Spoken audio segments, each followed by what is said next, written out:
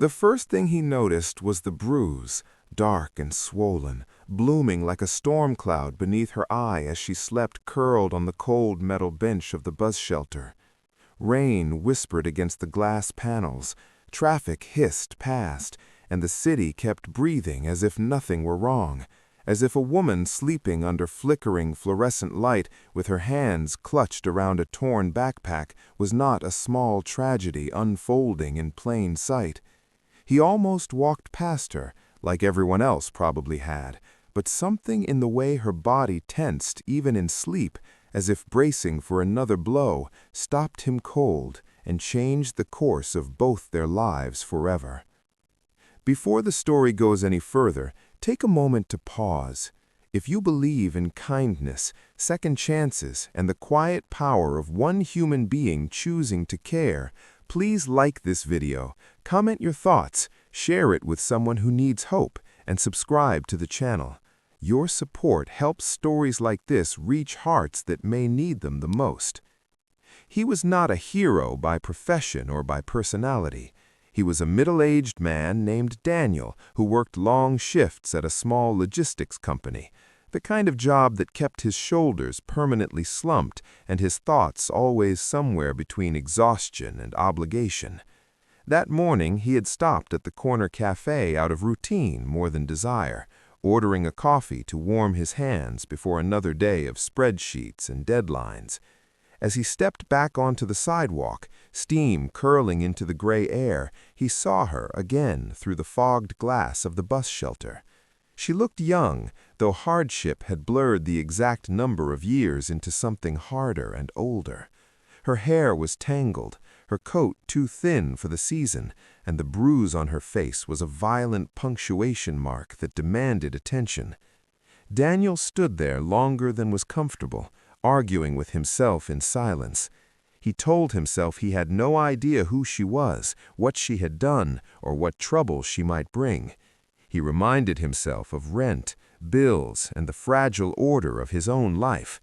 Yet the longer he stood, the more the image of his own sister, lost years ago to addiction and bad choices, rose uninvited in his mind.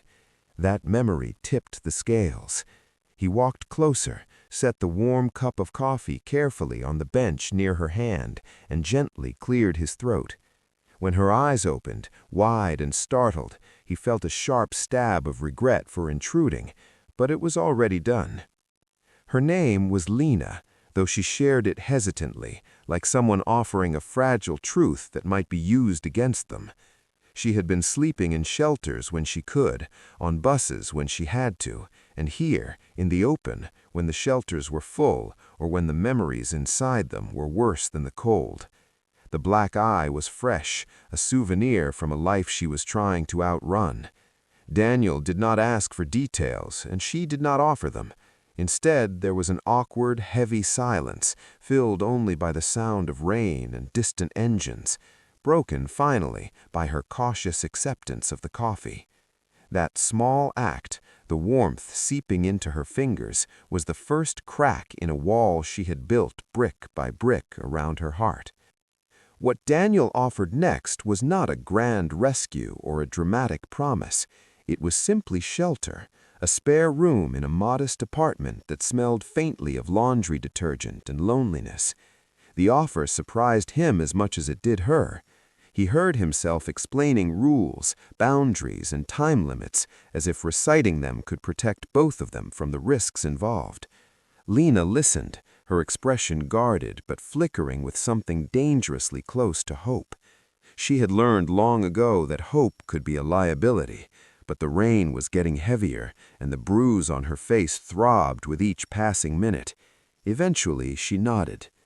The days that followed were tense and fragile, like walking on cracked ice. Lena slept long hours at first, her body reclaiming rest it had been denied for months.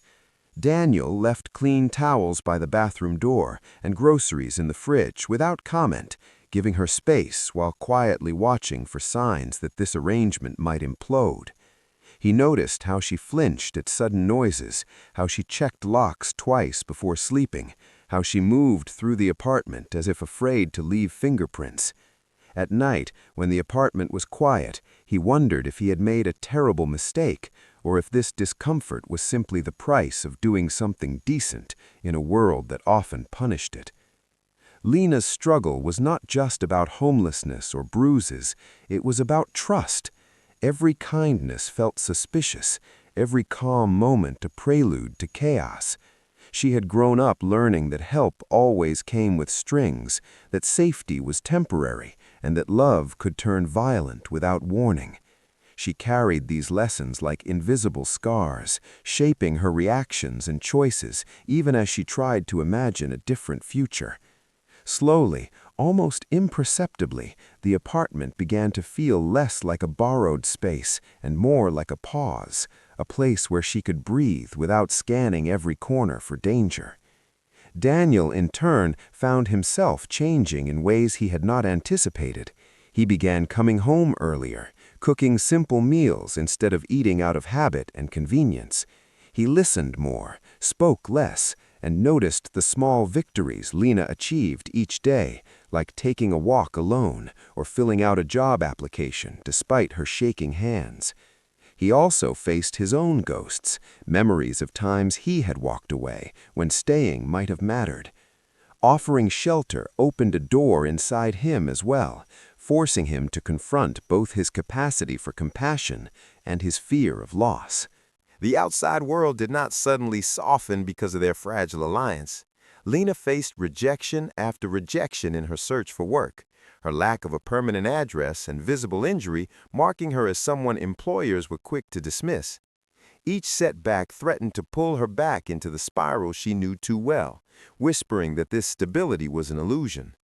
Daniel worried constantly, watching her confidence rise and fall like an unsteady tide. He reminded himself that he could not fix everything, that sometimes the most important thing was simply to stand nearby and not disappear. One evening, as weeks blended into months, Lena came home with a tentative smile that transformed her face. She had secured a part-time job at a local thrift store, nothing glamorous but honest and hers. The relief that flooded the apartment was palpable, as if the walls themselves exhaled. That job became more than a paycheck. It was proof that she was still capable of participating in the world, that she had not been reduced to her worst moments. With each shift, her posture straightened, and the bruise on her face faded into a yellowed shadow, then disappeared entirely. The turning point did not arrive with fireworks or dramatic confrontations. It came quietly, in the form of an unexpected knock on Daniel's door one afternoon. A figure from Lena's past had tracked her down, drawn by unfinished business and old patterns. Fear rushed back into her veins, threatening to undo months of progress in seconds.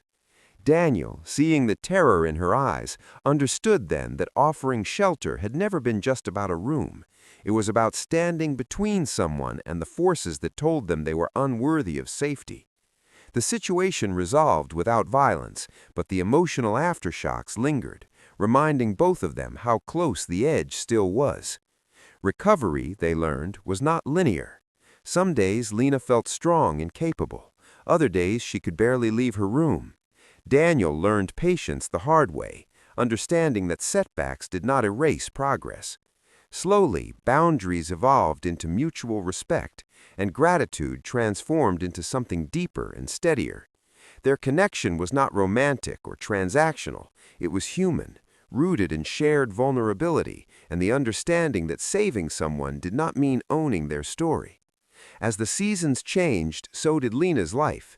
She saved enough to move into a small studio apartment of her own, a place she decorated with thrift store finds and quiet pride. The day she packed her bags, Daniel felt a strange mix of relief and sadness, like watching a child leave home. He realized then that offering coffee and shelter had not been a single act of kindness, but a chain reaction, one that had reshaped his understanding of what it meant to be present for another person. Lena, standing at the threshold of her new life, carried more than belongings with her. She carried proof that she could survive and rebuild. Before this story comes to its final moments, here is a special request. Please comment below and share what this story made you feel, or if you have ever witnessed or experienced an act of kindness that changed a life. Your words might become part of someone else's healing. Years later, Daniel would sometimes pass that same bus shelter on his way to work, the memory of that rainy morning still vivid. He never saw Lena there again, and that absence felt like a quiet victory. He understood now that the world was full of invisible bruises and silent battles, and that change often began not with grand gestures, but with noticing, with stopping, with offering warmth in a cold moment. Lena, for her part, carried the lesson forward, volunteering at shelters and offering support to those who reminded her of herself. She never forgot the man who had seen her at her lowest and chosen not to look away. If this story touched your heart, if it reminded you of the power one person has to change another's life, please like, share, and subscribe to the channel. Your engagement helps spread these stories of hope and reminds the world that kindness, even in its smallest form, can echo far beyond a single rainy morning at a bus shelter.